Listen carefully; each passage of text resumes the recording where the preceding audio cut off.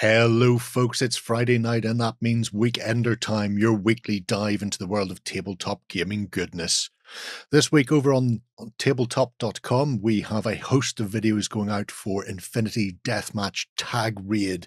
If you comment on any of the videos here on YouTube or on tabletop.com, you could be in with a chance to win one of 3 Operation Crimson Stone battle packs. So join me, Ben, Justin and Free as we dive into the world of gaming news, because your weekend starts here.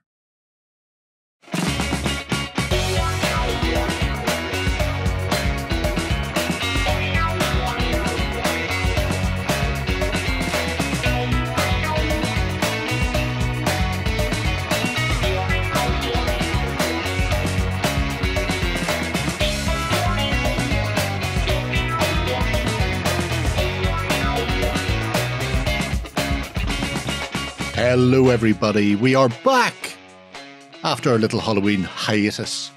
I hope you enjoyed the RPGs we threw out for you, because they were a lot of fun to do. They really were, yeah. Those Dark Places were a lot of fun to do. I didn't get to play in Warfrip. It's terrible. I did get to hear it though, as it was going. Full of spidery goodness, which was great. Yeah. So, I mean, you played an epic halfling, just going, I am always hungry, feed me now. Always hungry, always pickpocketing, stereotypical of it. Well, if you missed out on those, then you can go back and have a look. While away the hours, while you're doing some hobbying, perhaps. Listen to us fumbling our way around both the grimdark old world and the grimdark science fiction future. So we've just returned, and now we're going to tell you we're not here next week. Yep. We're off to Salute. Yes. So next week, all of us here are going to be away at Salute, which is down in London, obviously. So if you're there, maybe pop by and see us as you're wandering around the event.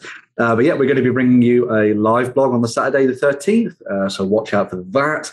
We're going to be talking to all the different traders and checking out all the demo games and everything else as well at the same time. So make sure to go and dive in and check out all that goodness. I think it's going to be really fun coming back to Salute. Salute's one of my favourite shows. I particularly love all the participation games they put on everything, which is going to be fun. And it will be nice to meet some of the traders that we potentially missed out on over the last year and a half or so.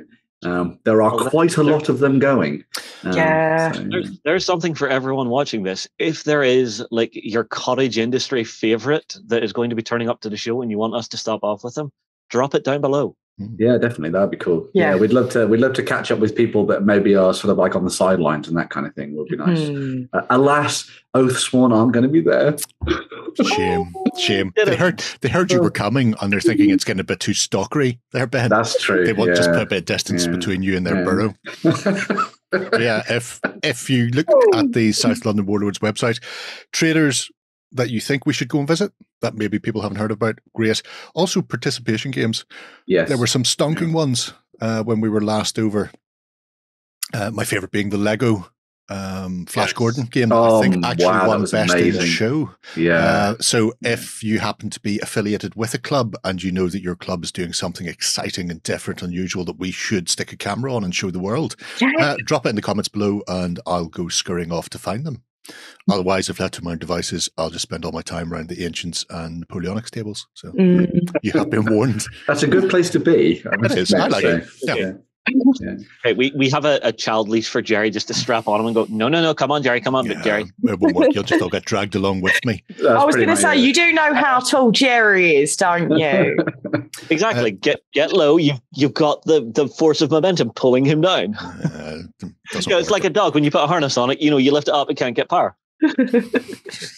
I don't think you're allowed to own pets, are you, Justin? There's an order somewhere that says you can't.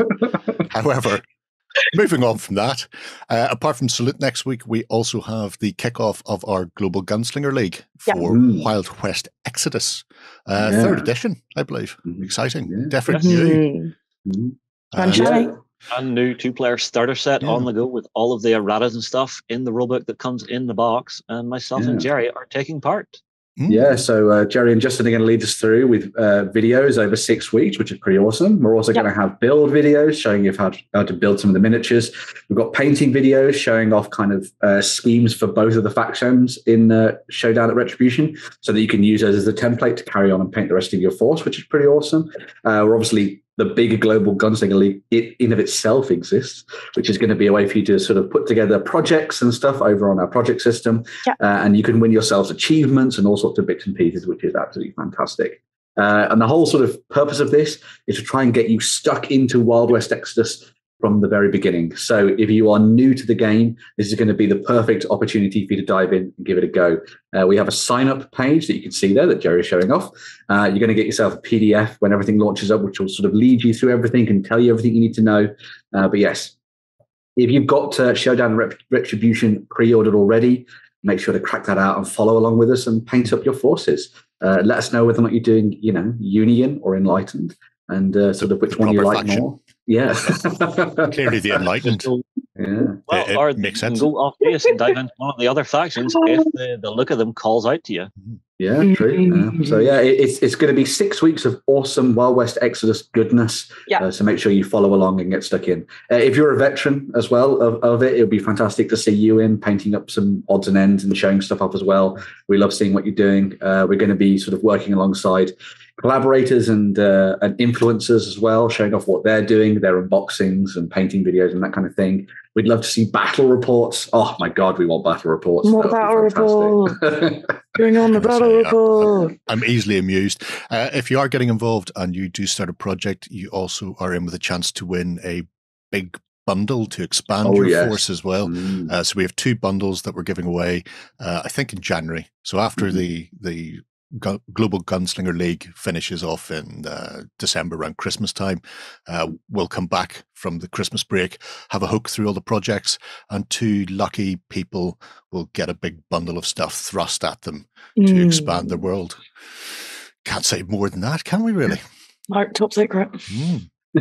So, shall we dive into the most important part of the week? Yes, I've missed it. It's time for the indie of the week.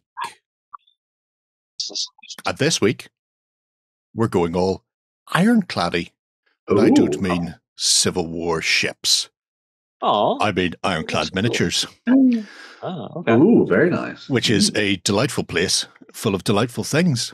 Leaning heavily on the Victoriana sci-fi, but there is also a variety of 28mm historic miniatures that you can use in a variety of places as well. They've also got a few bits of scenery. So I think we'll start with the terrain and work our way out, because I quite like some of the terrain stuff. So I'll start with the 20mm bits and bobs. So some of this is, I suppose, reproduced in multiple scales. So they have the shanties in 20, but they also have something similar in 28. But very nice little shanty towns. If you want to spend your time doing 20mm moderns, running around various parts of Africa with is it White Dragons range? Use it for some sci-fi as well. Yeah, you can use it for sci-fi also. You definitely could. Post-apocalyptic.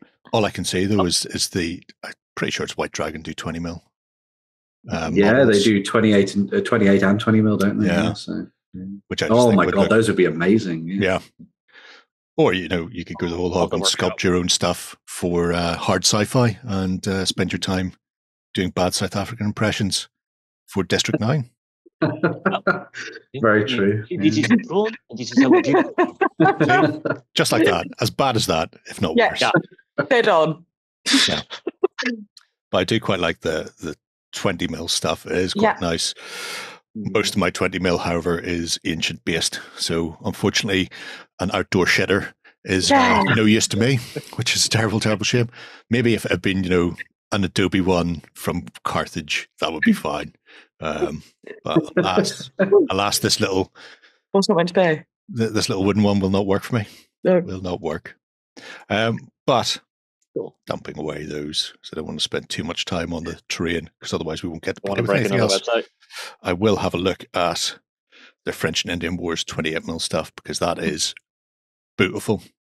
Nice. So if you're planning on doing things like Savage Frontier, Footsore, or that ilk, they've got a really nice set of wooden palisades, I suppose, for your frontier forts. All of the shapes that are required to build your fort, whether you want just a plain square, if you want a nice star-shaped or a round, you can get the bits and pieces and put it together in a whole host of ways. Nice. And I like just the modularity of it all, including, look, walled gate. You could get quite the encampment with these, couldn't you? Oh, very much so. It even worked for, there was a Indian encampment near New Orleans that was very similar in build to this, that the British absolutely ripped through in a horrendous way, I think, is the best way to put that. Typical British faction for the period. Well, but even are these done in resin then? These are all resin cast. I quite like the earth ramp to get up to the palisade. The French and Indian Wars is a part of history that I would love to get into gaming, but again, it's finding someone local that is, wanting to play that as well. Just ask Tony. Tony crumbles anytime anybody puts a new period in front of him. That's the best way to do it. I really like that. That's gorgeous. The blockhouse, which is also sectionalized. Nice. But apart from the individual pieces, you can get the whole forts. Yeah. I mean, if you want to just grab a small stockade or the pieces you need, you can build it up that way, or you can get the whole kit and caboodle. Very reasonably priced as well for. It is very much so. Yeah, I was thinking that. Which I'm quite a bit in there. Yeah, I'm a fan of that. I mean, you could make it yourself if you want to just sit with dowels and balsa wood, but why bother when somebody else already done the heavy lifting? All of these really give off a kind of nice horror scenario as well. Cabin in the woods kind of equivalent. All of the, I can just imagine some kind of, what was the XLBS we were speaking about the other day, the ones that come in the video case. Oh, yeah. They look great. Don't look back. Yeah. Out in the camp. You could basically play out some Friday the 13th. Yes. Yep, very much so. Yeah. We actually have a series of articles on the site about the French-Indian Wars. So if you're interested in wargaming the period itself, I'll see if I can put the link down below so you can go and check all those out, because they're a couple of years old now, but they're pretty evergreen because they talk about everything in terms of sort of like wargaming on a grander scale than just specifically about one system. So very cool. Also for fans of everything from Napoleonics to pike and shot, or even medieval, Gabian's always handy to have because wicker baskets full of rocks never go out of fashion, even for fantasy. So the fieldworks are also good way to hide. Yep. Yeah. I like to think so. Where is it in the trenches section? There's some really nice pillboxes that I want to show. Yeah. Nice. Lovely. So World War I fans rejoice. There are a whole host of trench works that you can build into. However, if we get a little further down, oh, it's not in here. Where are they hiding? I love the one that's actually had a shell strike in it. Yeah, that's cool. That's great. The thing that's quite nice about that then as well is that it means that you don't have to build an entire board that is trenches. Yeah. You can use these modularly. That's a new word. Put it over the top of it and then it builds on top of the board, which is quite nice. And allows you to play around a little bit more. But here's where they live. We talked about a good while ago was if you're doing trench warfare, don't do two trench lines. Do that final push. So one side of the board has the trenches and the other side is coming into them. Yeah. So it's a proper assault. Yeah. Put your friend who you don't like out in the open and then hunker down in your trench with some field fortifications and then just rip them apart. I mean, we're all for that. There's my little pillbox. There's my little pillbox. Oh, those are great. I love those. Yeah. Ooh, I like the supplies. That pillbox is great, isn't it? Adorable pillboxes. So cute. So yeah, they do a whole host of resin bits and bobs for a variety of periods. Nice. However, enough of that. Let's have a look at some miniatures. I know where I want to finish, so in the meantime, let's just get started with Northwest Frontier. So this would be your Afghan War. Mm-hmm. So if you're planning on doing some British colonial, some of Queen Victoria's little wars, then this is a good place to go to.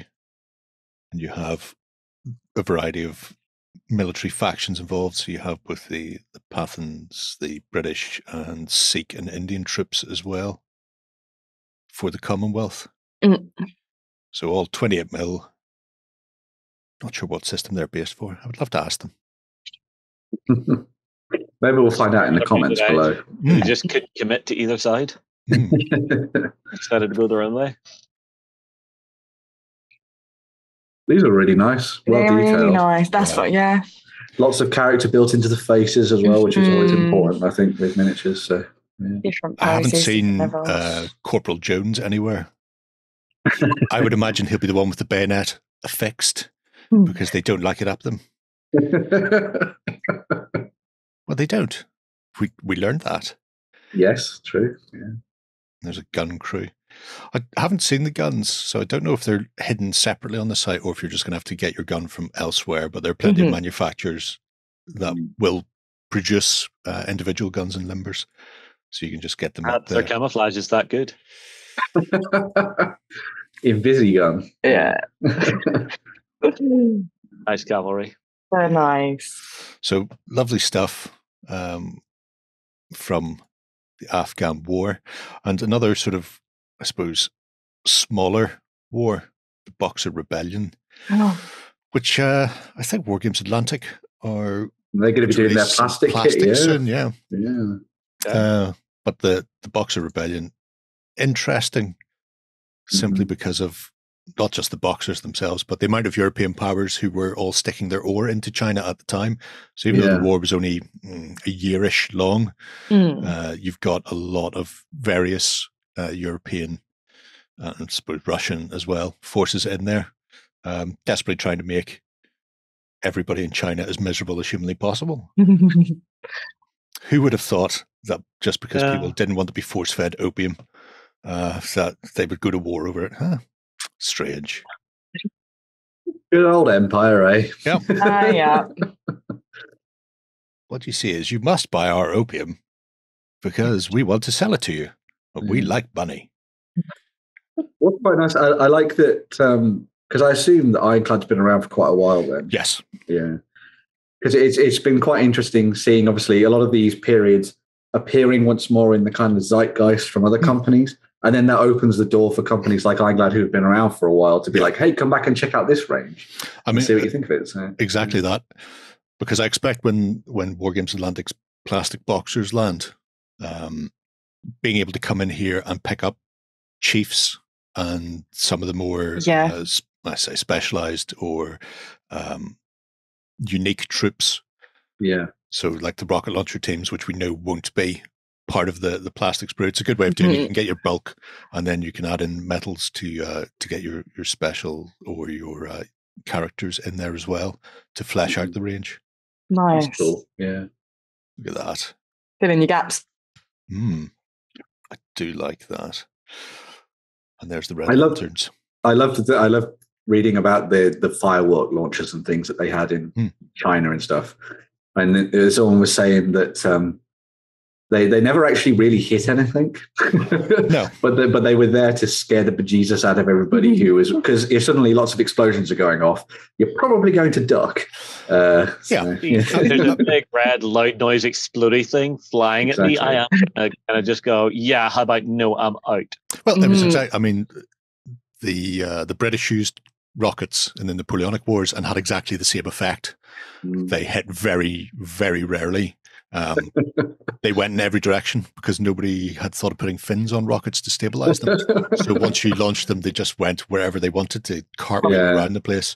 But just the fact that so much would explode all over the place is interesting. Yes. And if you happen to be marching towards the lines and things are exploding randomly around you, so you can't even work out whether or not you're going to be hit, you might think twice about advancing any further. Yeah, definitely.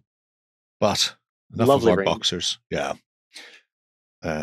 I will have a look very briefly at a very British Civil War because it's not a massive range, but an interesting game. So if people want to see an alternate interwar period where the fascists rise up and the streets of Britain run red as various factions emerge, and they have some interesting figures in here. So the miners are particularly nice. Obviously, several decades before Thatcher managed to get in and rile them up. Everyone's always riling up the miners. But they have had enough of your shenanigans. They do get the sticky end of the stick. Yeah. I quite like the minor leader there as well. Oh, I was upset there that he wasn't doing the Shake's Fist as opposed to a command. Curses. Is it Footsore that do sort of a very British Civil War stuff as well? Is it? Footsore do interwar stuff as well that can be used, because I don't think a very British Civil War has a actual official range. So there are a lot of different people do interwar stuff that can be used for it. Yeah. Like Footsore and others. I really like that. Minor bomber, that's cool. Yeah. Out with a Molotov. Yeah. And TNT strapped to the front. Yeah. Very nice. Walk out the pub, throw a Molotov. Because all they have to do is grab some of the mining explosives and repurpose. And Telegram rifles. Yep. Wow, that's cool. I really like this. Yeah. It's very British. It is very British. I'd like to point out Telegram communications team there is a pigeon and a guy holding the pigeon's wicker carry case. Yes. So, just about to send news back from the front. Please send reinforcements. Speckled Jim. That's fantastic. This is great. Yeah. Like little rocket man. That's awesome. That's brilliant. Look, Pew and Pew with the Vickers. Well, Pew and additional Pew. Yeah, well, in Trumpton they were twins, so it's Pew Pew. Okay. They're really interesting. Yeah, I love them. I love the old-fashioned brass helmet as well on the firefighters, just to let people know you mean business.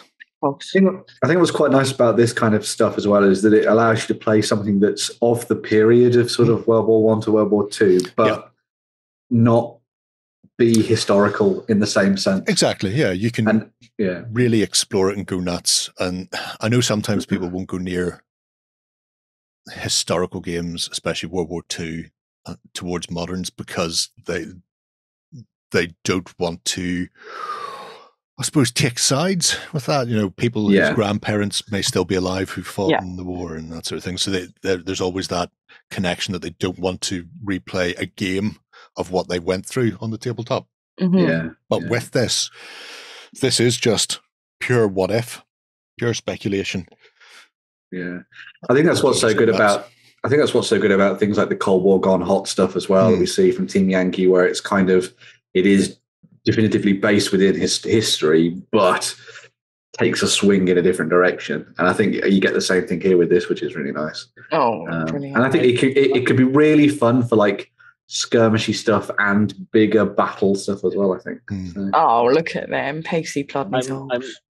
I'm liking this because there feels like there's less pressure to be accurate with the period. Yes. And you can get your weapons and stuff right, but you don't have to have this specific regiment with this specific camo scheme, with this specific commander, with this many tanks, this many guns.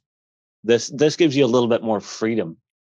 I also like that you could rock down to your local model village and play games in it with and it'll be perfect. So yeah, I'm sure the people that were attending would find it kind of weird, but I just love the idea that that's where you went to with this.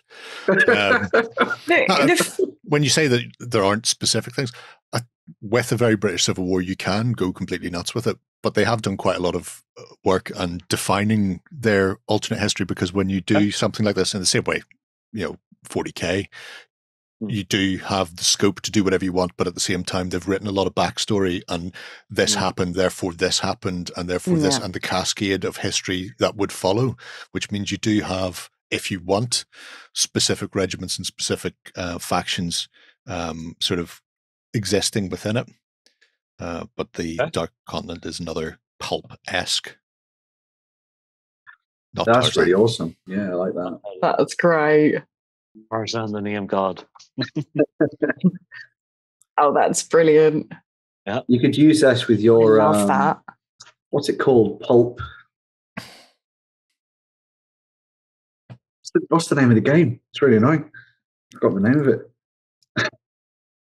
I don't know. I'll come back to you. Yeah. I'll just think about it in the corner. Like amazing tales, pulp stories. There's almost entirely one out there. Join us on XLBS to find out what Ben's Quite like the Victorian. Pulp Alley. There we go. I could see in my head the red and yellow writing for the website as well, but I couldn't remember. The Victorian Explorer. That's brilliant. There was a famous female Victorian explorer who I remember there was a story where she fell into essentially a tiger trap or a pit filled with snakes. Right. But because she was doing her exploration in a proper dress like that, when she fell, the dress would have ballooned out and then caught on the stakes. So she was suspended above them and survived. Wow. That's amazing. Sitting down there going, somebody please get me out. Fetch one of my betters. It's like something from a Disney movie.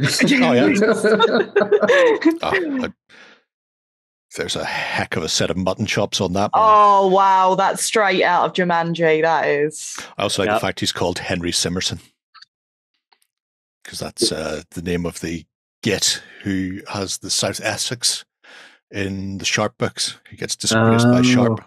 Right. Sir Henry Simerson. Yeah. If you shaped that beard of yours, Jerry, you'd look quite a lot like Henry Simerson. I was tempted to. I did trim it back because we're going to Salute, so I need space to get a mask around my face while we're on a plane, which has really annoyed me because I was quite hairy and frightening. You can get that work as a mask. Who what? You can get masks that are essentially just like a beard apron, so it just hangs flat over the beard and everything. Yeah, that's the thing. You're supposed to have a tight fit around your mouth and nose. Otherwise, it's not really functioning as a mask. Don't worry, when we bring Delta Plus across to Salute with us, because Northern Ireland, we're on top of this curve, you'll all get to experience it. Oh, that's brilliant. Nice. The Witch Doctor and the Shaman are my favourite so far. Mm. I wonder, is the skull detail sculpted or... Oh, yeah. You can see it better on that one. Yeah, but I mean, like the bone stuff on the fingers. It looks like... like on the legs and... On his chest. I would imagine you paint that on, but yeah, the war paint stuff. But yeah. Very cool. I like the Dark Continent. Go well with some of Mark Cobblestone stuff as well for more sort of pulp excitement. Nice. But then, sticking with pulp, but going to a whole other world, Victorian sci-fi. And this is why Ironclad is Ironclad. And we'll start the bidding with the steam tank section. Right. Amazing. Because it is not a small section. It really isn't a small section. Wow. They are cool. And bigger. Just keeps on trucking. A walker? That is a walker. Because when you're on Mars, you have to deal with these things. There's even an airship. Oh, wow. And the drills. We'll have a look at the drill machines as well. Definitely need I see these and I think of a Thunderbirds era cartoon style show, and that's all I can think of. I see these and I get the chances of anything coming from Mars are 1,000,000 to 1, they say, stuck in my head. I don't know. I'm thinking like super old school Captain America. You know, the Hydra has went off on one yet again. Oh, wow. Tiny picture. That's a tiny picture for a big creation. tiny propeller. Those are brilliant, though. I love those. They're fab. I like the other one. There was the one that was coming out of the ground, wasn't there? Mm. Yeah, Jerry has that one too. This one. That is awesome. That's only because you like the turtles. No.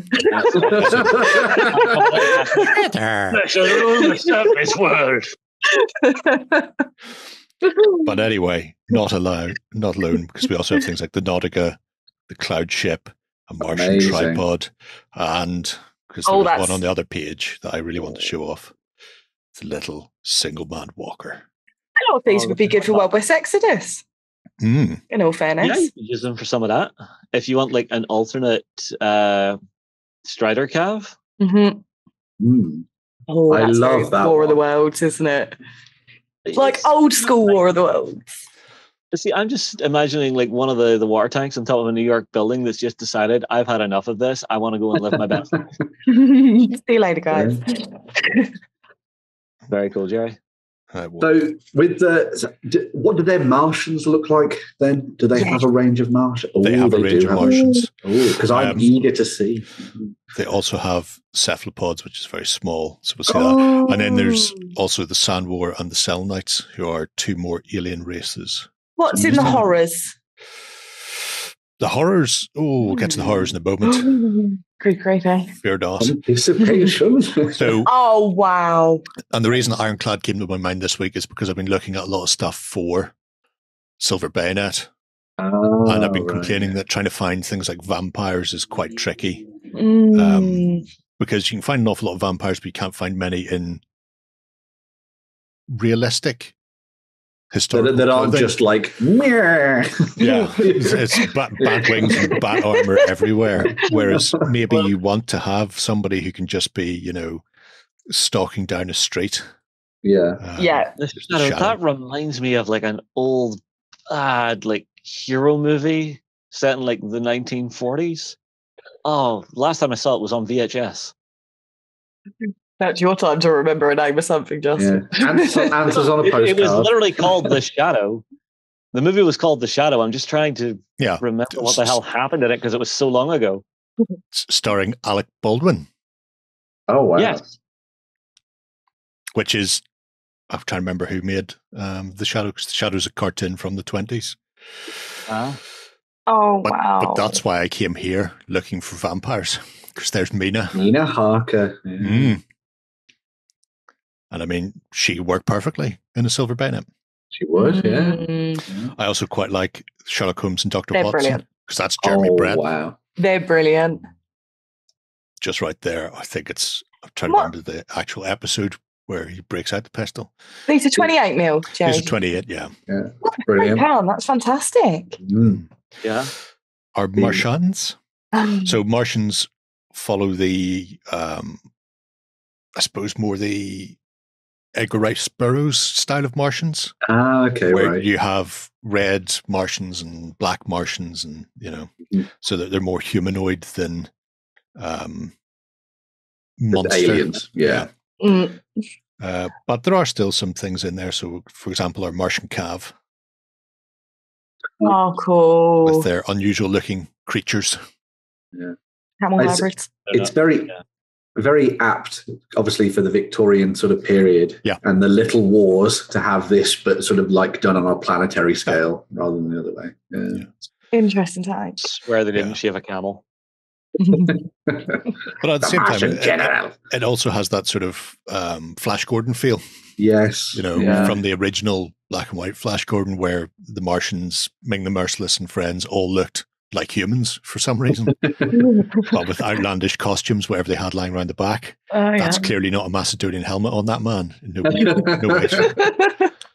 But he found it in the prop department. They do have some. So they do have the cephalopods, or for fans of Babylon 5, a Nacalene feeder from the Centauri sector. Do you think they're walking on just those two legs? They shuffle along depending on how they're feeling. Yeah. I'm guessing they live in low gravity. They're awesome. Yeah. And very different. We have a more insectoid-looking group of, I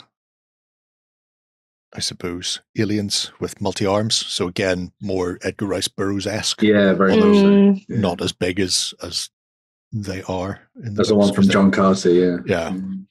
He would be massive, but they have a few drones, leaders, lunars. And those are nice, I like those, yeah. And for Star Wars fans, there are the Sand War warriors. I don't know what you mean. They're little tiny gas masks and they're big sticks. They'll be back and in greater numbers.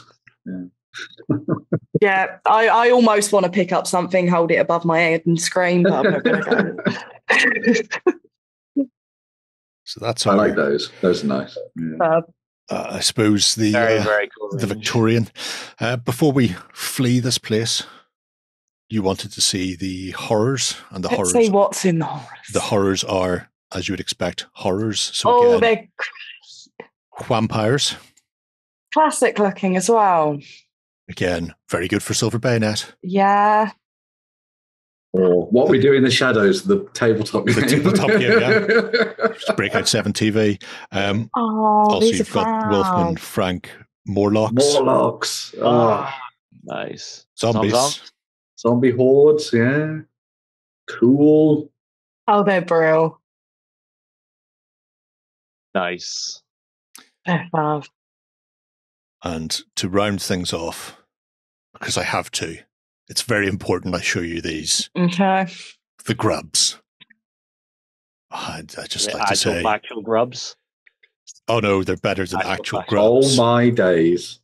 Are they worms? Yes. Yep. Yes, So if you want to play worms on the tabletop. Worms 3D for real? Yeah. Oh, they do Russian ones with Little Unshanka. Only these 4 packs. So your Yanks, your Russians, your Germans, and your British. But those are brilliant. You know how we were talking about participation games? Imagine someone did a worms with these at Salute. That'd be brilliant. These are about 28 mil as well. Do you actually have to flick a little grenade token and see where it lands? Oh, yeah. And then you have people with fans on either side of the board blowing wind so that it'll knock things back and forth. Yeah. Works for me. Yeah. I'm 100% on board with that. Yeah. So if you've ever been looking for worms for your tabletop, now you know where they live. They live. One question. Ironclad miniatures. Are these guys going to be at Salute? I don't know. Haven't looked. Haven't bothered looking. I've been too busy looking at who's playing what games at Salute. I'll look at the traders next week. It's so far away. I will have to have a look, and if these guys are there, I definitely want to stop off. So there we have it. Another Indie of the Week. We're going to take a quick swish, and when we come back, we're going to be diving right into the news. Coming to you from the center of Northwestern Europe. Covering board games, war games, card games, and all that you love. It's the news. Okay, folks, we are back, and we are going to kick off the news with some fantasy. So, Mantic Games have already released 2 fantasy armies this year with the Salamanders and the Hiflings, and they decided to follow it up with the announcement of the Riftforged Orcs. So these are a sub-faction for the Orcs in Kings of War. This comes off the back of Halpi's Rift and the campaign that kicked off in the mountains there. These Orcs are a little bit bigger, a bit more brutal, and a bit better armoured than the run-of-the-mill regular Orcs that have been kicking around already. So the idea behind them is the Wicked One, Garkin, who created the Orcs during the God War, looked at what was going on during Halpi's Rift and went, oh, these Orcs aren't really particularly good, are they? They're getting their ass kicked. I need better Orcs. So he went to work in crafting a new set of Orcs, and these are going to be the first of the Riftforged. So there's going to be, I think, 3 waves. We're going to see a army box and a mega army before Christmas, so sometime in December, that will contain the new plastic sprues and some of the new resin models, so the likes of the Stormcaller and the Riftforger here. And then in January, we'll get a few more of the pieces individually released, and then finishing off in March. It's a relatively big drop from Mantic as well. It really is, yeah.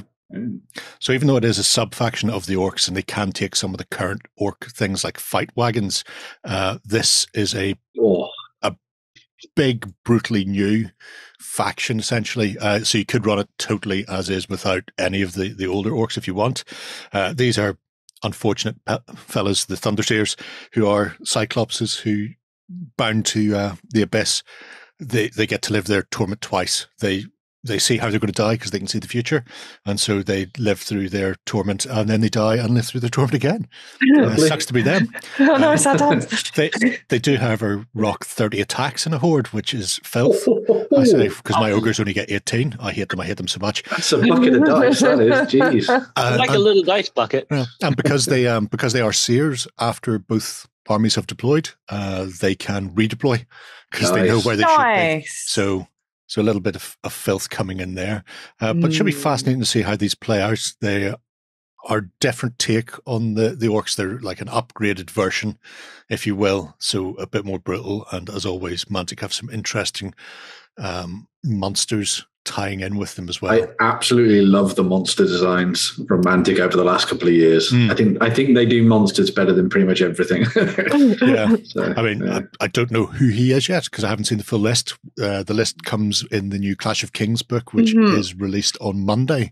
So at that point, we'll see all of the actual stat lines rather than just the teasers we've seen until now. But you have things like this as the cover art.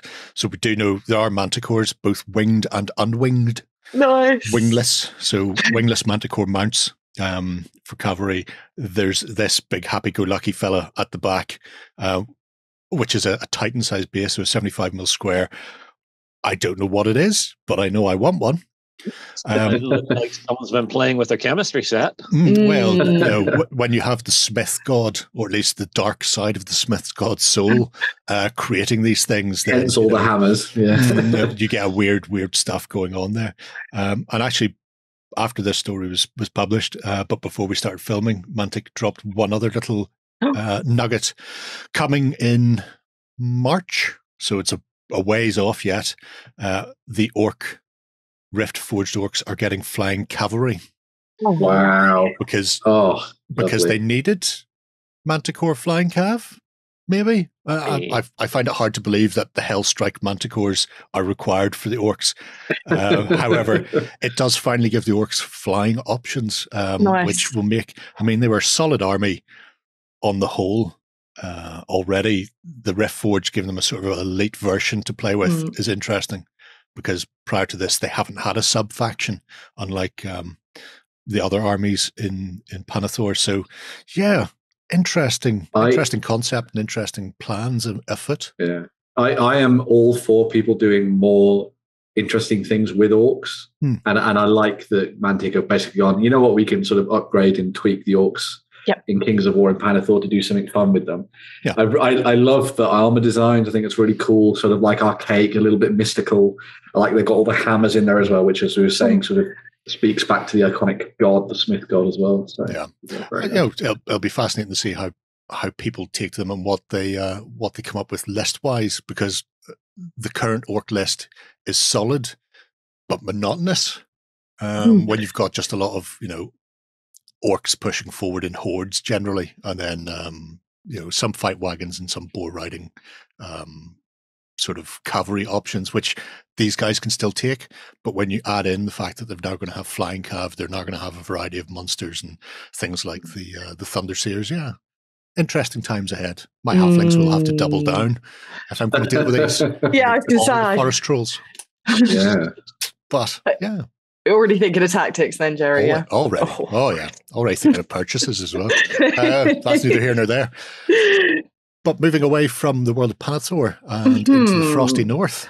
Oh, if you're a fan of that 1982 cult movie, The Thing, you're going to be happy to know that the ball game's making away from Ares game. But the thing is, it's keeping theme closely as possible to the film. So I'm generally going to be disturbed if you haven't seen The Thing. And if you haven't, please just pause this video and go and watch it now, because you're generally missing a cult classic. Might as well tell me you've not seen The Warriors. But anyway, you'll know the film's set in Antarctica, where a large group of American researchers come across extraterrestrial life form that can choose a host and parasite to assimilate and imitate any other organism. So quite creepy. So after they had their successful Kickstarter with Pendragon Games, it's now being published by Ares. So they've said that they've combined a mix of different mechanics to keep it as close to the film as possible, and it can take up to 8 players. So you can play it solo, but it can take up to 8 players as well. And it is a hidden role game. So one of you is going to take the role as the Thing. and the others of you are going to be human prey. But if you are the thing, you're going to want to infect everybody around you, but you're not going to know who the thing is. So it's going to be quite good. So your hope is to infect the humans and stop them from getting anywhere near safety, or you could be quite extra careful and sneaky and hope to get out at the end of the game by assimilating one of the humans. So you can have access to the whole of Outpost 31, which is in the film. And you're going to, all of your players as human are going to be hard at work getting on with what they need to do in Outpost 31 and their researchy business. But they might need to go off and fix the boiler or doing general maintenance. And the thing is going to want to lure you out, take you out the light and into hiding and assimilate you. So it is possible to sabotage things around the map to make sure people go off on their own, but you're going to need to pay attention and try and figure out who the thing is. So as long as Jerry saw a minute ago, as well as the board game, there's a set of miniatures that are coming out at the same time. So if you did want to swap out your standees for the miniatures, that is available too.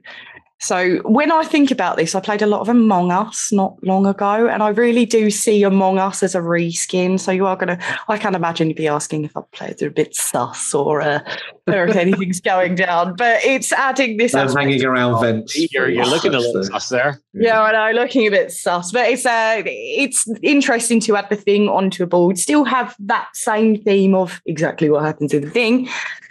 And I reckon it's going to be a lot of fun. And especially you can tie it in as it's 8 people, so there's quite a lot of people involved. The thing that I quite liked is that they, especially even with the artwork and then you see with the miniatures, they've kept them as close to the film versions of the creatures and characters. So especially with the one with the face that's sort of like attached to the big sort of extended thing. Yeah. Right there. That looks exactly like the version of it from the movie, which I think is fantastic. Keeping a lot of that retro goodness. One of them got his arms bitten off. It even comes with little doggy tokens as well. Oh, you're quite a fan of standees, though, aren't you, Ben? I do I think this version's the one that I would plump for. I don't think I need to upgrade it with miniatures. I think having the standees is probably enough for this, especially with that kind of retro-looking art style that they've gone for, all the colours and stuff on the board and the player standees and things. That's really cool. Very nice. I'm curious to see how they keep the pressure cooker mechanics in the game, because you have to have that level of paranoia when you're playing this kind of a narrative. So I'm really curious to see what mechanics they've built in for that. I think when you get a lot of people around the table, even if you don't have anything built in, they'll just start turning on each other anyway. Yep. They do. Sounds like I've seen it happen in the past. I was playing Nemesis last weekend, which in of itself is somewhat cooperative, I guess. Didn't stop people locking people away, shutting off air, letting aliens rip their face off. So yeah, it was good. It's a good way of doing it. But enough of this science fiction banter. Let's take a look at some historics. And big news in little form from Warlord Games, as they have announced their second epic Blackpowder set. So after the American Civil War, they've now announced that the Waterloo campaign is coming to the tabletop, which is an interesting one because it's relatively self-contained.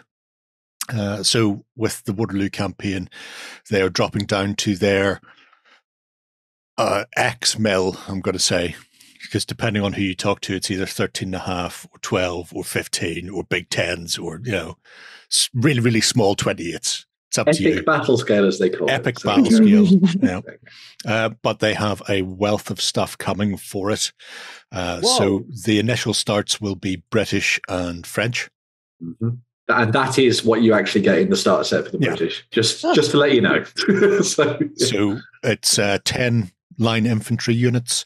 They say 3 rifle units, although I've noticed the rifles are actually 10 stands. So they've got 2 units of 4 and 1 unit of 2. So being Blackpowder, I suppose you can split them up in various ways.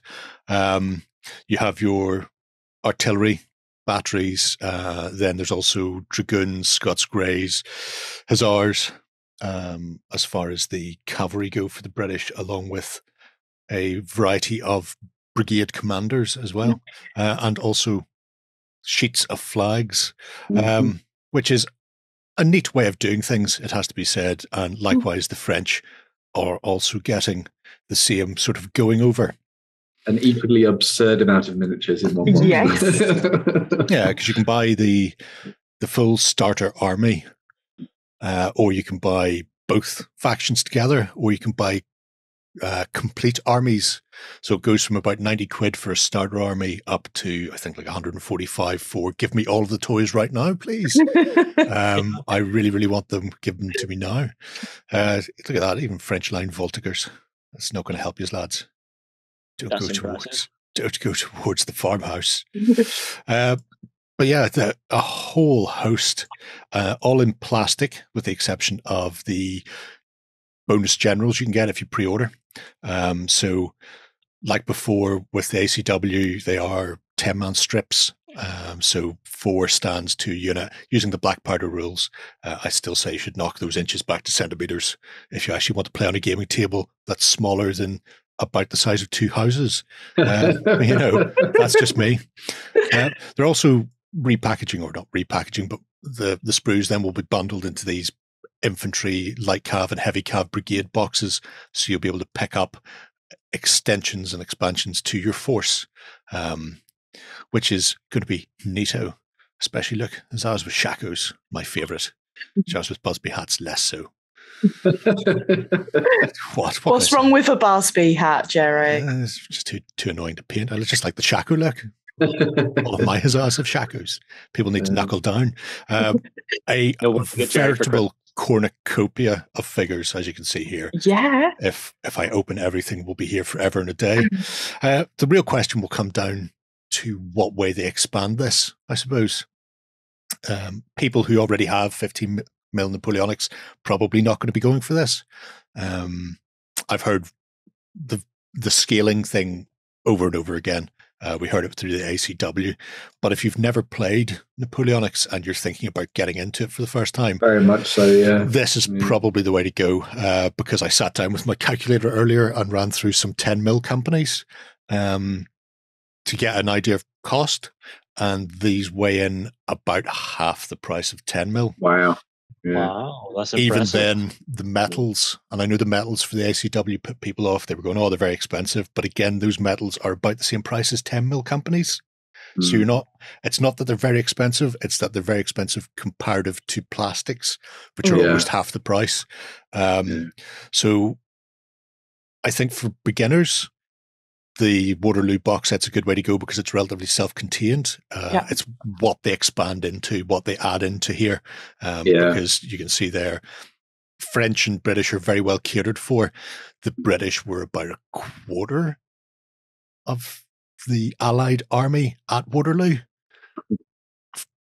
Actual hard number-wise, Prussians were about half. There were far more Prussians than there were British, and then you've got the Netherlands, Nassau, Hanoverians, all of these other factions and nationalities, which will need to be catered for. But it is contained, it is finite, so they can just focus in and make sure that they get all of those done. Gone too far. That's where that's what I was. I was talking about I was talking with one of my friends about this earlier today, and the thing that was really striking for him was that they wanted to play Napoleonics, but they didn't want to do it in 28 mil because that just seemed insurmountable as a sort of like a target for playing Waterloo.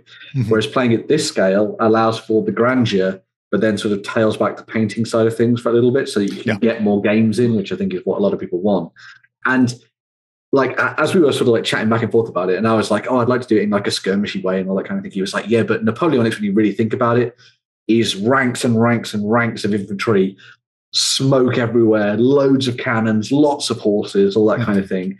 And I think this kind of gives you that, as you can see by the starter sets, basically, and sort of encapsulates all of what people think of when they think of Waterloo, which I think is definitely the way to go if you're starting out, I think. Yeah. Well, their little teaser trailer they did, I think, shows it off better than anything else. When you start seeing just the scope and scale. And I think you're right. The detail on the sculpts is great as well. Yeah. And even if you play Blackpowder in 28 and you've only got 24 men to a regiment, so the regiment size is going to be the same. You're going to have either 4 or 6 stands and either 6 or 4 men on them. So, but it's just the scaling up of everything, because you've got to have bases then that are going to be approximately a foot wide on a 6x4 table, everything becomes very tight very quickly. Being able to form squares on a tabletop and play through them like they would have is tricky on a standard board that most people will have access to. Whereas this works much better, although again, centimeters, not inches from the rules. Because otherwise you'd be across the table in one go. But yeah, fascinating stuff. Apart from all of the miniatures, they've also got things like the forests, the roads, the rivers, and the buildings that are being done in conjunction with Sarissa. So if you are planning on doing Waterloo, then you can go that way.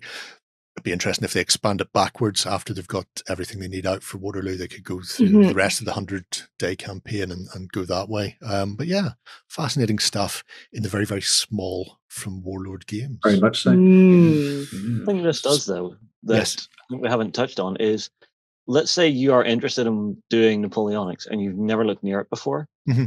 One thing that would kind of terrify me is figuring out what should go into an army. This kind of takes that away from you and goes, no, here are the toys you need to Well, that is true, yeah. Yeah, just provides everything in one box. Where are we off to next then, Ben? We're leaving this weird world of history behind, and we're going to delve into a realm of fantasy. In fact, the mortal realms. So over the last weekend, Games Workshop did another one of their Warhammer previews on Warhammer Day, and which moves around all over the place, but it still exists every year. But one of the reveals was for Warhammer Age of Sigmar, Warcry, and Red Harvest, which is the new box sets that's coming out. So this will be the third of the box sets they've done for Warcry now. The main draw of this is that you get 2 new warbands in the set. So you get the Tarantulos Brood, who are the spidery folks, if you hadn't guessed by the name. And you also get the Dark Oath Savages, who are the barbarians, if you hadn't guessed by the name. You also get a really awesome set of sort of like mining equipment and mining terrain, because the whole sort of like focus behind this box is that the Tarantulos Brood are trying to find a resource called Varanite, which is very good at mutating people, and they want to look a lot more like their spidery gods, and so that's why they are raiding this abandoned mine. The Dark Oath Savages that are there mainly just to fight things. They just like fighting, I think. As they said in their article, they are all about just kicking ass and taking names, and so when these spindly fellows show up, they think that's a good fight. Very orky in my mind, but I actually think the designs for both the factions look really good. I think the Tarantulos Brood is fantastic. I think it's a really cool idea. It's a shame more of them don't have multiple arms beyond just the leader. But otherwise, I think they're doing a really good job with all the weapons to make them look and feel like spiders' legs and arms and feelers and all sorts of different things like that. A really cool looking force. And then if you're one of those people that prefers that kind of more traditional marauder look, maybe from Warhammer Fantasy Battles back in the day, then you've got the Dark Oath Savages. We've seen some characters for this sort of set of these Chaos tribes before. So we had the Dark Oath War Queen and we had the Dark Oath Barbarian that came in Silver Tower back in the day. I say back in the day, it was only a couple of years ago now, but now you have the Dark Oath Savages, as you can see here. And look at that, there's Conan. Oh, wait, no, it's not Conan. Yes, it is. It's Conan. Like from the last picture, Dwayne "The Rock" Johnson, the main guy. And it's just like, are they trying to rip off the Scorpion King? I mean, nobody's trying to rip off the Scorpion King. Nobody. Even Rock the Dwayne Johnson doesn't like to admit to being in that. But yeah, so this set, Red Harvest, comes with all of the rules you need for playing both sides. So you've got all the rules and cards in there. You obviously then get a little gaming board to play on. You get all of the terrain and everything like that. Warcry is a pretty good one to dive into if you want to play a little bit of Warhammer Age of Sigmar, but you don't want to build a full army, because you just build a little warbands, as you can see here, and you play a little skirmish games on the tabletop. So if you didn't want to go for Underworlds because it was too small and it was a card game, and you didn't want to go for Warhammer Age of Sigmar because it's a big full battle game, this is the teenager right in the middle. Makes sense. I see an awful lot of those spidery little fellows making their way into 40k. Very much so, for Genestealer cults. I can see a lot of the stuff from the Warcry range at large being sort of like cut up and used as bits box content to make all sorts of different things. I think that's a really cool idea. One thing I will say is I really like that Games Workshop have tried to do something different with chaos in Age of Sigmar, and so that it's not just tied to the 5 chaos gods, because the Vermin Lord's obviously now a chaos god. And they've instead gone to all these different aspects of chaos within that. So, like, even though these spider followers, worship some arachnid god, maybe that's a subset of something like Slanesh or Zench, or maybe it's something entirely different that the chaos gods are going to have to contend with. But it's a really awesome little sort of way for them to take things to make it so that it's not so sort of like focused as it was before, which is cool. Yeah. So lots more storytelling potential. But always nice. So Free, take us on board an arc. Right, Capstone Games. I'm away from the spiders. Well, I'm not taking you completely away from the spiders because I am taking you on an arc. So Capstone Games have announced their pre-order for Arc Nova. So it's a zoo management board game, and it puts conservation first when you have to run your establishment. So zoos really upset me. I'm one of those people. I love animals. What a surprise. I love animals. Never heard that before. But I always go to the zoo, and London Zoo was something that really upset me. And I do like to go to zoo where conservation's put first, and there's a reason for an animal being in a small enclosure. So I like to think in my head that I'd be pretty good at this. But, so you can go out in this game in building a zoo either solo with 3 other friends, and you will work together building a business. So the zoo puts conservation first. Players are responsible for successes and downfalls of building the zoo. So that includes your animals being unhappy and the intake that you're bringing in. So the zoo is front and facing and putting the well-being of animals first. And they will be required to undergo studies of conservation and help the other inhabitants of the zoo just flourish and be happy. So to win the game, what you've got to do is prove that your business and or zoo is an overwhelming success. Mm-hmm. So you hope to build appeal and reputation to the park and encourage understanding of the animals that are placed there. So I did have that thought when I first saw Arc Nova and whether would I have whatever it takes to run a zoo, but I know that I'd end up hugging some kind of grizzly bear, so no, but I am good at board games, and card drafting and hand management will certainly help me do that. So depending if you want to go on it solo or go with a team of 4, it can take about 90 to 150 minutes depending on how many you are, and it's all ready to be pre-ordered on the Capstone website for release in February next year. Looks really nice. I like the mix of different things you got in there, as you were saying, like hand management and card drafting and that kind of thing. And then I like the maps. Then it's like a little bit of a puzzle as well. Mm-hmm. So you're placing the tiles down to get the most out of them as well, which I think is really nice. Yeah, that's really cool. Sort of like space management and that kind of thing. Mm-hmm. Cages are much everything's square. It's much easier to fill it. We learned this from John Cleese. The only thing that will keep a zoo going is fierce creatures. Everything else just needs to be shot. People don't care about other things. For conservation, what you do is you put the biggest herbivores next to the smallest predators, and that way, even if one gets into the other's cage, well, you might squish a predator, but the predator's not going to eat the elephant. Well, what I'm saying is that I'm not visiting either Jerry or Justin's zoo anytime soon, and I'm definitely going to yours, Ben. Okay, so John Cleese was right. Fierce creatures all the way. Very nice, though. Very cool. Where are we off to next? So next up, we're going to be looking at some more stuff from Games Workshop. They had a couple more announcements over the weekend. The first one of these was for fans of Blood Bowl. We're going to be getting the spin-off from back in the day called Dungeon Bowl. So if you remember this is the kind of like side hustle by the colleges of magic where they draft together quirky and sort of mixed up teams of individuals from all over the place, and they make them play Blood Bowl, but down in the dungeons of their universities, basically. It's almost like an Arc Zoo.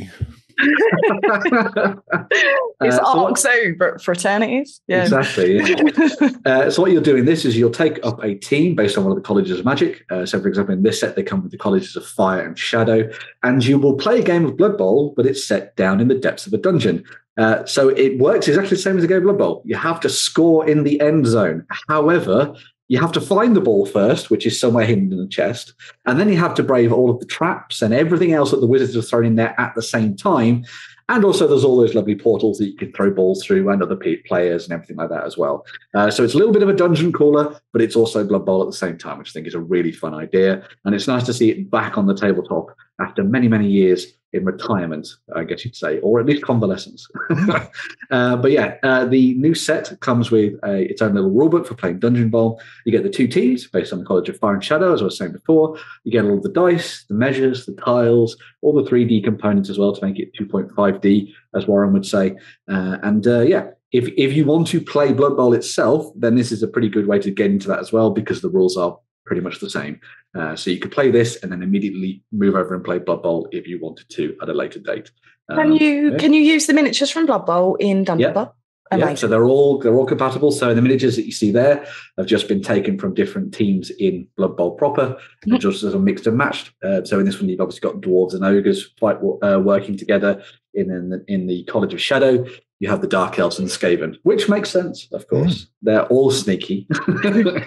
So everything they carry is poisoned. Yeah, very true. Yeah. I can see why they've gone that Even way. their wit. But yeah, it's really nice to see Dungeon Bowl back, and I like that Games Workshop are kind of like playing around with these more specialist games and like throwing lots of different bits and pieces into the mix as well alongside them. So if you are one of those people that just plays these kind of games and you don't go in for the big stuff, you're going to have lots of things to play around with, which I think is really good fun. And it'll be really interesting to see what they do with the other colleges, like kind of like which factions they bring together for that. And who they mix and match. Well, High Elves and Lizard Men are almost undoubtedly going to be stuffed together. Oh, yeah. It's interesting to see that the book in there looks like it's a hardback. Hardback. So that's good. Yeah, because one of the things I was saying is that they want to try and make this a game in of its own right. Yeah. So, like, if you were just picking this up, it would feel like its own solid product, which is very cool. I always like Dungeon Bowl because, especially if you're playing somebody like Skaven or Dark Elves who were good at throwing and catching, being able to bounce the ball off the wall and ricochet. Normally you have to make sure the ball stays in Blood Bowl. So people punt it center mass, but being able to do trick shots around corners really annoyed people who couldn't catch balls a lot. Dwarves were looking at you. Yeah. It was a good time. So yeah, fascinating to see that they're back again. And slamming people in their walls, always good, clean family fun as well. So. Exactly. Yeah. And relay out the maze to be completely different. So your matches can really change up depending on how you lay the board out. Yeah, it's a really cool idea. Rectangle. Exactly. Yeah, it's a really nice sort of twist on things, especially if you're someone who's been playing Blood Bowl for ages and you just want to, think different. So we're finishing off then with some more GW news, but this time 40k. Yes, so we've covered everything. We've had specialist games, we've had fantasy, and now we're moving into Warhammer 40,000 because we're getting a boxed set, which is taking us to Terra itself. We are going to be visiting Holy Terra and the Seat of the Emperor with Shadow Throne. So Shadow Throne is a new set that will give you two. I say armies, give you two sets of miniatures, one for the Adeptus Custodes and one for the Genestealer Cults. This is going to come out alongside the codexes for both of these factions as well. So if you wanted new rules for these, you can definitely get those. But the box set itself is pretty cool. It comes with the Genestealers and the Adeptus Custodes, and it's very much... this is why I said armies, because... in essence, the Adeptus Custodes are basically one-man armies in themselves. So having a few more of them there is probably overkill for the Adeptus Custodes, but there we go. Punching above their weight there. Exactly. You get two new miniatures in the set. You get the Blade Champion, which we saw spinning around there, which is Arantothe Carvelen. And you also get the Reductus Saboteur Merce Thrakes, which will also get updated rules in the new codexes when they come out. Aristothe is a Blade Champion, as I was saying, who... everyone has memed him now because someone put some stuff on Reddit where they were like, I fixed the box, and they basically took out all of the other Adeptus Custodes and just had him solo charging all of the Genestealer Cults because I was thinking there's too many of them in the box. Exactly, yeah. He can fight in 3 different ways. So he has an entirely different stance for fighting heroes, then troops, then monsters. He can bat away bullets as he, as you would imagine he could, sort of swinging his sword around crazy. He's a Jedi. Yeah, he has invulnerable saves at the wazoo, which Adeptus Custodes have anyway, and he is just this absurd murdering machine. Thankfully, the GTL cults do have some ways to stop this because they have the Reductus Saboteur, as you see there at the top. So she can plant mines all over the battlefield and blow them up at will. So I think the only way to stop the Adeptus Custodes is going to be to blow them up before they get to you. However, if I know Adeptus Custodes, they'll just push the building off themselves and keep going. Because as I've read in the lore, some of them have been shot by Titans and just walk through the explosive mist. They are Jedi. Like, I'm going to walk it off. Exactly. I really like head as well. Yes, I really like that. Yeah, I really like the Reductus Saboteur. I think she's a really cool miniature. Really cool. How many ears does she need? As many as possible with the Custodes coming towards you. Yes. What I actually quite like about this as well is that they've kind of said that they're going to try and build on both of these factions to make them feel more like they are in the fluff. Mm-hmm. So in the case of the Adeptus Custodes, they're very much like, a very small elite fighting force. Like what you see there is probably about enough for a combat patrol. So like 500 points, which is insane. But they've been designed in a way so that they are playable at that scale, which I think is quite interesting. On the other side of things, they've really got into detail with the Beamsteel cults to make it so they are very much as you would probably call them back in the day when I was playing anyway, a finesse army. So it's all about knowing all of your rules inside out, knowing exactly when to pull away and hide. Like they have rules for if they're in terrain and the opponent isn't near enough to the terrain or in that terrain, they just can't see them. So you can't shoot them. So they're like darting away through cover and everything like that. They have obviously all the mines and things that are going to be laying down on the table. They can come up from all different sides of the board because the whole idea behind them is that they are everywhere underneath the cities of the Imperium, a little bit like Skaven, I guess, in the old world. But yeah, it's going to be really fascinating seeing how these two come together. Annoyingly, I have dug out some old Sisters of Silence that I had lying around from an old Warhammer Age of Sigmar project that I was doing. And because the Sisters of Silence are now going to get mixed in with the Adeptus Custodes as the full talons of the Emperor, I may end up having to buy some Adeptus Custodes. Yeah. So. You say hey, as if your arm's being twisted, Ben. You want that shiny goodness. I do. I do.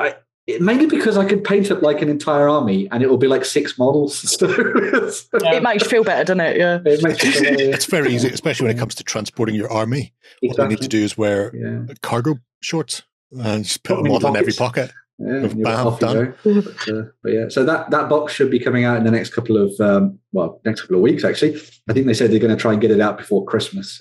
So next year we'll see what happens. I've heard rumblings in the Bronx of Eldari on the way early next year. So that'll be fun for me because I also collect Eldar. Boom! Nice. All my eggs in what? No, I was going to say chickens. Mixed metaphors. Anyway, some really cool stuff for Games Workshop. There we go. Fascinating stuff. Another wonderful walk through the world of Warhammer and gaming. When we come back, we're going to take a look at the wonderful world of 3D printing. For it is the shiznays.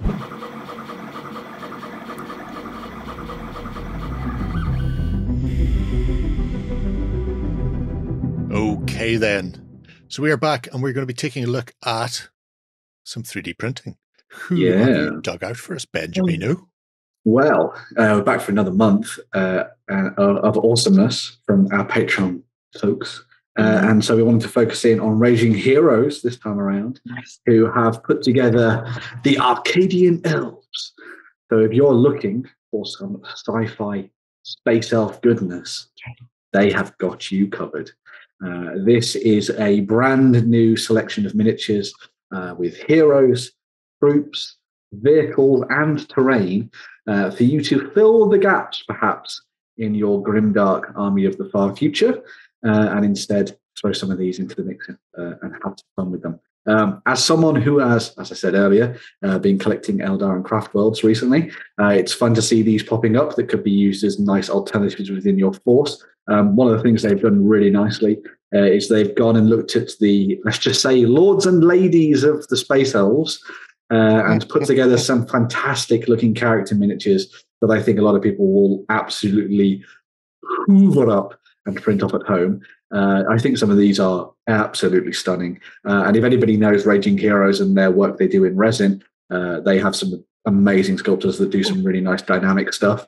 And a lot of their things that they've been printing over the last year or so on Patreon come out very nicely when they end up on the other end of the 3D printer. But yeah, if you're looking for a reborn lord or lady, not a phoenix lord, then there are loads of them to choose from here. Spoilers.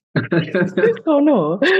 But as I say, they've also catered for those that want to kind of like fill the gaps within their armies with troops as well. So they've got loads of rangers and guardians and all sorts of things like that. They have these really awesome tanks / ships / flyers as well. Pew pew pew.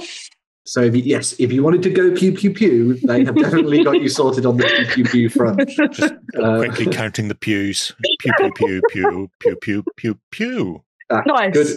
Good pew count. We need to do that. Over 5 pews. Over 5 pews. Too many pews. Can't handle the pews. So many pews. It must be a church. Long pew, short pew. I'll let that trail away. Yeah, and then one of the other additional things they've done is they've done that massive terrain centerpiece, which you saw at the end of the video there, just a little glimpse of. But yeah, really awesome stuff from these guys once again. Some really nice dynamic sculptures, I was saying, that are, I think a lot of people have shown off some of the ones without the helmets on and stuff. I think the helmeted versions of a lot of these look the best. I really like the way they've done the slightly more angular alien-looking helmets that almost have kind of like a little bit of a Predator quality to them. Obviously, with these ones in particular, these sort of like Scorpion-esque characters, that's to do with their sort of Mandy blasters they have on the side of their helmets. To keep them on. But everyone loves a Mandy blaster. Well, especially Space Marines, if you've watched one of the latest Hammer and Bolter episodes. But yeah, some amazing stuff from the Arcadian Elves. I particularly like this massive terrain piece, which I think is going to be like, well, as it's designed to be, the centerpiece of someone's tabletop. You could have your Eldari or your Space Elves, however you want to say it, taking control of the battlefield and using this as their hub of operations on the tabletop. I think it's really cool. But yeah, really nice stuff. There we go. They kit bash the terrain piece into like other forms. Yeah, I think a lot of it's actually quite modular as well, so you can mix and match it, which I think is really cool.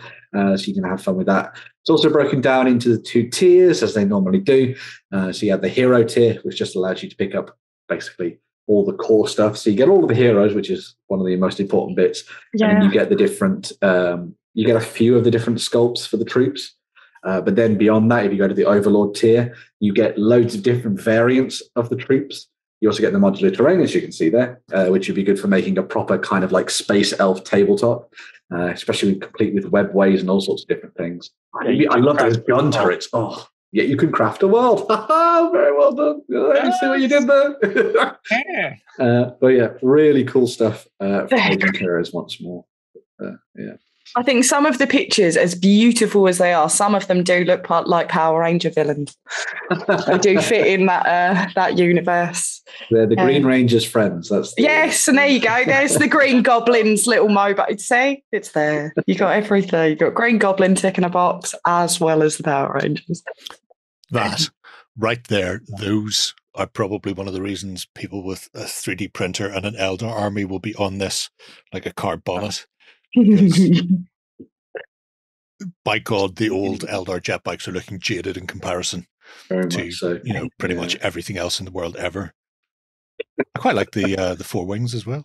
Yeah. Nice touch. They've done enough, I think, with them to make them stand out a little bit more from sort of just being carbon copies, which obviously no one really wants. You want something that looks a little bit different, but also is familiar enough to fit in with an army.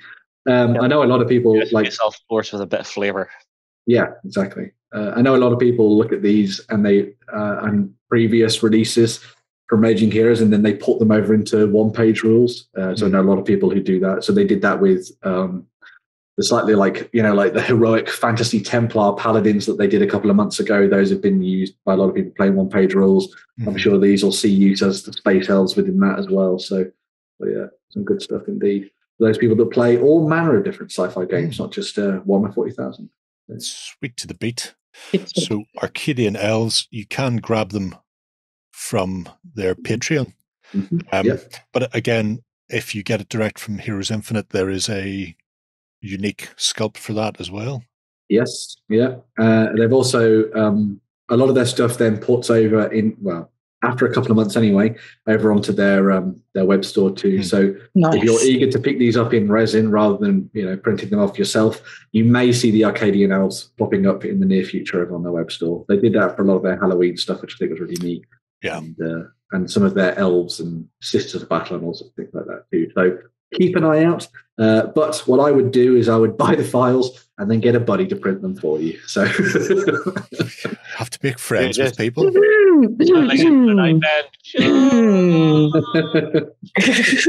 Hey, you've got a printer too, Justin. No, I don't have printers. The office has printers. Do you know how to use one of those? Yet, so reliable service, all that. Any excuse. Well, there you go. So there you have it. If you fancy some space elvings, then check out Raging Heroes and their Heroes Infinite for November.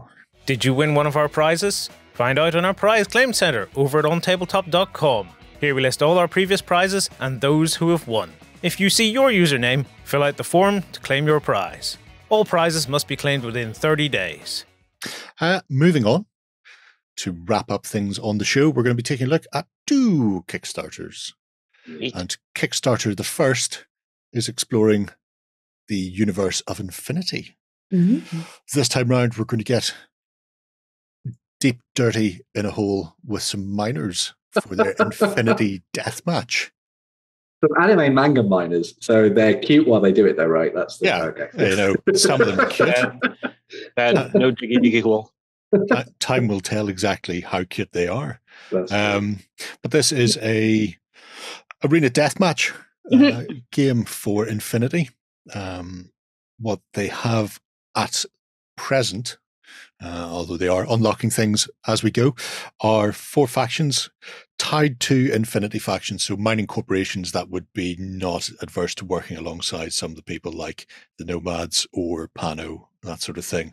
And while you're on a world exploiting it for all its mineral resources, you may end up having to put up with some unusually large beasts and occasionally other tags.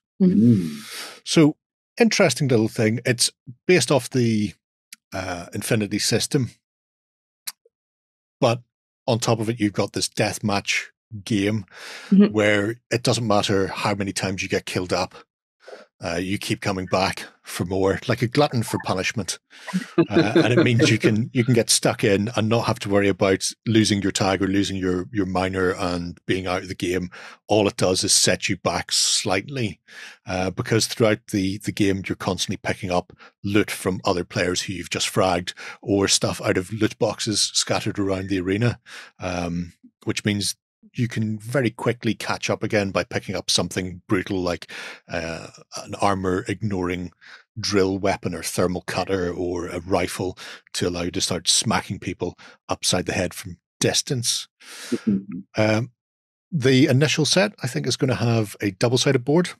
So you're going to have the big steam worm and the desert planet, but on the other side you have this icy frosty worm, and also Steindrager. Big dragon. What he said, I'm not prepared to comment or say that. So the big beasts are going to be PVC. Okay. The rest of the miniatures will be, I think, metal in the main, although you may get some in Seocast. They haven't confirmed.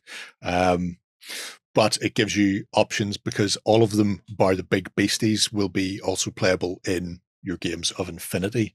Nice.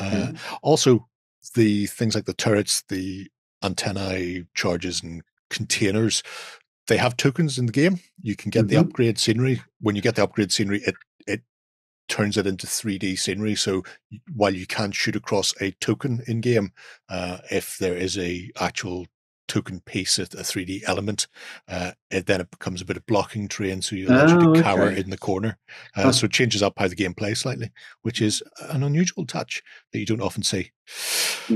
Also, 5th faction then, it looks like the Drava group has already been unlocked. Nice. So, yeah, they have been powering through these. Yeah, they are doing a mix of both monetary stretch goals, but also social media stretch goals as well. So when they get like 150 likes, they unlock things and stuff like that, like what the kids do on the Insta web. In the metaverse, Jerry. No idea. The metaverse. No idea what's going on. Yeah, it all makes perfect sense to somebody, not to me. In the interwebs. We're unlocking different unit types now to actually enhance the game as well, to actually change how the different factions play. Yeah, so you start with a tag, a tag, a miner, and a drone, but they have engineers and some other bits and pieces coming as well. Time will tell exactly as to what they are. There's a possible hacker. There's a hacker for Sterling.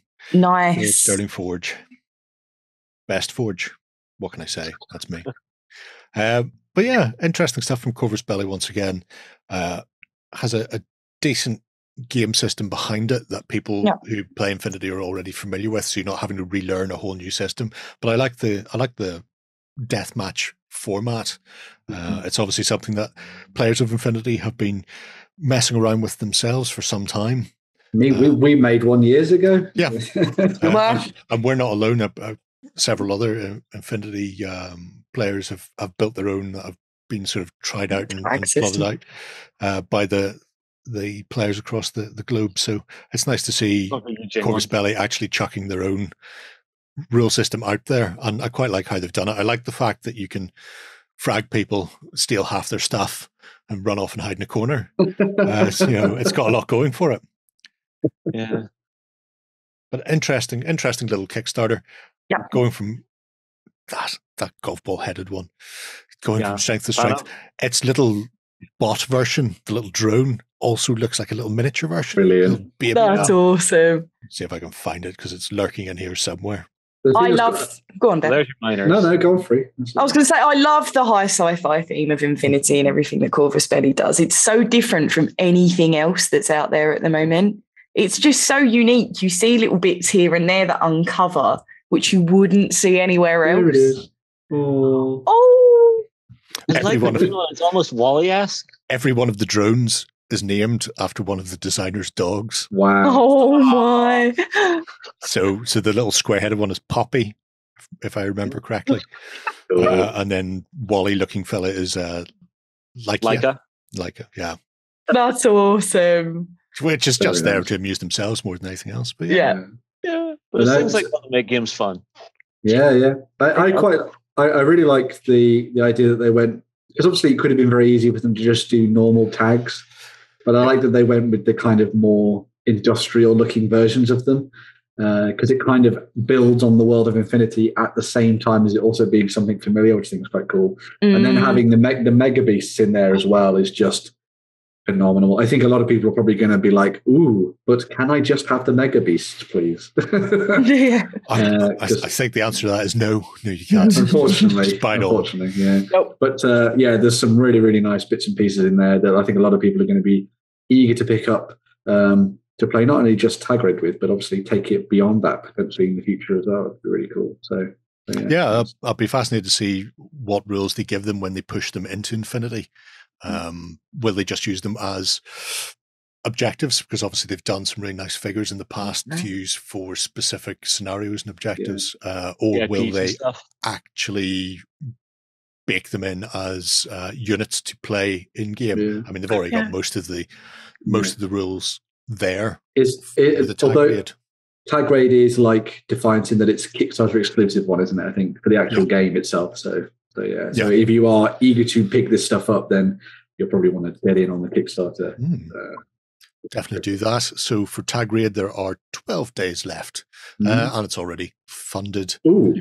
I should also say, if you're following along with our videos that we were doing for Tag Raid, make sure to comment down below on those videos because you win yourself a Crimson Stone Battle Pack. Well, one of three anyway.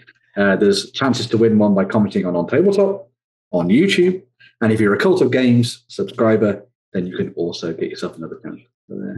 Bonus stuff. Funky.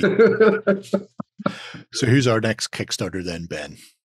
So the next one we're looking at is from the folks at Mythic Games and Privateer Press, who are bringing monstrous kaiju-style action to the tabletop once more as part of Monsterpocalypse, the board game. So this is a board game spin on the 2018 version of the game by Privateer Press, which everyone will know is a more standard miniature game, as opposed to that game where you obviously have bits. You have traditional miniatures that you build and paint as you like. This one comes with fully formed plastic miniatures, as you can see here, rendered lovingly in these. This amazing trailer, I had to say. Yeah. Once again, from Mythic, alongside units and all sorts of different things. And you, as you might expect, get into a monster smashing battle throughout the cities of Earth. One player will take on, not necessarily, but one player will take on the side of the protectors, the other person takes on the side of the destroyers, and then you'll be rampaging against each other, and you win the game by destroying the opponent's monster. However, it's not as simple as that. You see all those buildings on the tabletop? They all have bonus things that they will give you. And also they have PowerPoints around them, replicated by the little represented by all the little glowing things on the table. You go to those, you'll get yourself PowerPoints that you can use alongside your monsters to do even more bigger moves and throw things into buildings and, rip their head off and blast things down their mouths like Godzilla and all sorts of weird, crazy stuff like that. It's amazing. It's carnage. Yeah. I will also say, as I was saying, that it's basically the same rules. Well, in fact, it is the same rules as the 2018 miniatures game version of Monsterpocalypse. So if you're familiar with that, then this is a nice, easy crossover into the board game, and also vice versa from the board game into the miniatures game, if you prefer to go that way. It has been revamped and tweaked in many ways aesthetically to make it more open and easy for fans to dive into. So a lot of the things like the hero boards and the monster boards have all been changed so that they're easy to read. They've changed the maps so that they're a little bit easier to dive into and sort of read as well on the tabletop. And they've also done things like added lots of additional quality of life stuff in there. So there are lots of cheat sheets and boards and things that you get alongside your faction. So that when you sit down to play, it's very easy to basically see everything in one place rather than having to dive into a rule book. So again, it's more like a board game and less like a traditional miniatures game, which I think is really cool. All of the miniatures, as I was saying, come in this lovely plastic. You get the 2 different colors, so you don't have to paint them if you don't want to. They all come with integrated scenic bases as well, rather than just normal standard ones, which I think is really cool. You get all of those massive towers and everything as well. And there's also an expansion for the game as well. So there's the Battle Royale expansion, which is going to be good for veterans, because this comes with rules for making the game 3 to 4 player, not just a 1 versus 1 affair, which is awesome. You also find rules in there for playing the game cooperatively, so you can fight out against one of the big mega apex monsters on the tabletop as well. And then, of course, those apex creatures can be used in your games, against other players as well at the same time as well. So loads of additional bits and pieces in there for people that have perhaps played Monsterpocalypse before, don't want to buy the core game, but potentially want to buy the expansion so they get all the new shiny gubbins to use in their games on the tabletop. But yeah, a pretty chock-a-block Kickstarter, as is the way with Mythic. The rules are on there for you to download and have a look at. I had an interview with Leo where we talked about all the things that have changed in the game, so if you want to watch that, that's also over on their Kickstarter page. And there's all sorts of gameplay videos on there too as well, so you can get your head around the game Monsterpocalypse. We've played a couple of games ourselves. We did some Let's Plays a couple of years ago. I think it was Justin and Ryan sat down to play some. And it's a really fun, quick and easy game to dive into. So, yeah. Honestly, what I'm liking about this, Mythic has done with this game exactly what it needed and what they do best, which is basically a revamp and a reimagining of the game to actually get rules in so that it's far easier to comprehend and read on the tabletop. And they've obviously they're going to throw their own little bit of flair in there. I mean, my favorite little thing that I noticed is the exclusive building miniature that you get with it is a little Parisian office building. Yes, I think HQ. Yeah. Which I thought was a really cute little addition. Yeah. But this is one of those Kickstarters. Mythic Games know exactly what they're doing with Kickstarter. Leo is constantly engaged with the community. So you're not going to be, pledging in and then feeling like you're left out in the cold. These guys are going to stay engaged with you the entire time until this game's in your hands. Yeah, definitely. It's one of those games that I think lends itself very much more to that kind of board game feel as well. I agree. And I like the idea that you get everything in that one box rather than to, buy individual sets and expansions and all that kind of thing. You get pretty much everything you'd ever really need to play Monsterpocalypse in there. So even when this comes to retail, hopefully in the future, people will be able to pick this up and be like, well, that's a one-stop shop for Monsterpocalypse. And then if they want to take the hobbyist route, then they can obviously go and pick up all the miniatures from Privateer Press. If they want to go down this more traditional board game route, then obviously there'll be expansions and things in the future as well on that side. So I think it's a really nice way to cater to both audiences and sort of bring them together in a Monsterpocalypse sandwich. I really like how, regardless of how many things do come in the books, setup doesn't seem painful. No, it's pretty simple. Yeah. That helps a lot. Whenever I see a huge box, I'm kind of put off as well because of the amount of time that a board game usually does take to set up. Yeah. But if it's in comparison to the miniatures game as well, it doesn't seem to be all painful. Yeah. It's quite nice because it's got like a good tactical edge to it as well, because it's all to do with the kind of dice pools that you use between what your units can generate and what they can do by capturing buildings. That then transfers over into your monster alongside the power dice that you use as well. So it's got some thinky stuff in there. It's not just about smashing things, although of course it is also about smashing things. So I mean, if you want, you can literally just body check someone and throw them into a building. You can do exactly that. Yep. So yeah, it's a good way to go.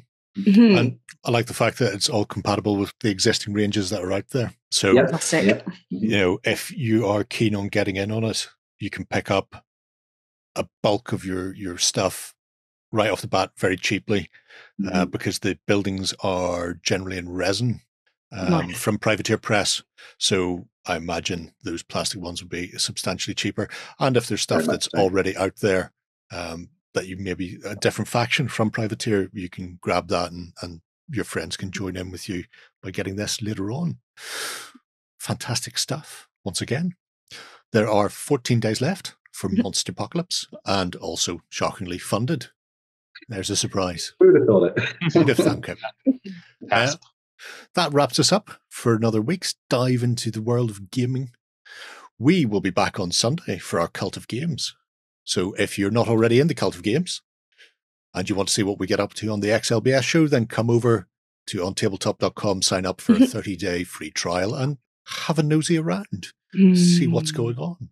See what weird stuff I've done in a jerry can recently. Who knows? Otherwise, we will see you again next Friday. Don't forget, if you want a chance to win any of those Crimson Stone battle packs, do not comment on this video, for we will not be checking them for prize winners. You have to comment on the Infinity Deathmatch tag raid videos, of which there are numerous. You'll be able to find them lurking on the YouTube channel here or over on Tabletop as well. But until next Friday, tatty bye. Go ahead and check out our other content on screen now. And while you're at it, why not hit subscribe and remember to ding our dong. Go on, you know you want to click it. Go on.